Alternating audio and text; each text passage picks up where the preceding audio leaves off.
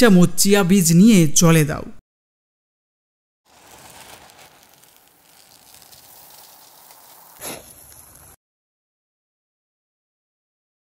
আরও 1 চামচ নাও।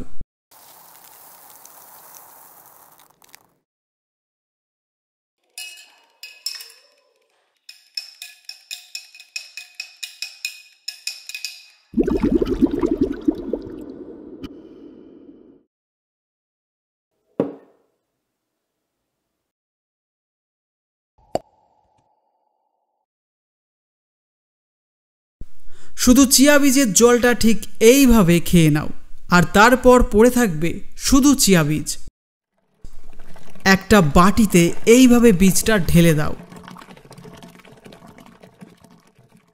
তারপর চামচ দিয়ে এইভাবে নাড়িয়ে দেখে নাও মজা লাগছে নাকি না, মানে টেক্সচারটা ঘন কি না। তারপর দই নাও, তুমি যতটা খাবে ততটা। তারপর চিয়া বীজ আর দই ভালো করে ঘুটে দাও। চিয়া বীজে আছে ফাইবার, ওমেগা 3 প্রোটিন, মিনারেলস। দইয়ে আছে প্রোবায়োটিক্স, ক্যালসিয়াম আর প্রোটিন। এটা একসাথে খেলে হজম ভালো হয়। চিয়া বীজের ফাইবারে পেট ভরে থাকে। দই পেটের ব্যাকটেরিয়াকে খুশিতে রাখে। হ্যাঁ, আমি প্রথমে এইভাবেই খাচ্ছিলাম, তারপর মনে হলো ক্যামেরা চলছে, মানুষের মতো করে খাই। হ্যাঁ, যেটা বলছিলাম, ওজন নিয়ন্ত্রণে হেল্প করতে পারে।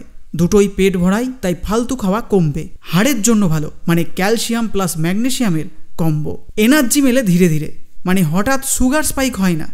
তবে বেশি খেলে আবার গ্যাস, পেট ফাঁপা এসব সমস্যা হতে পারে। চিয়া বীজ ভালো করে ভিজিয়ে নিয়ে তারপর দইতে মিশিয়ে খাওয়াই বুদ্ধিমানের কাজ।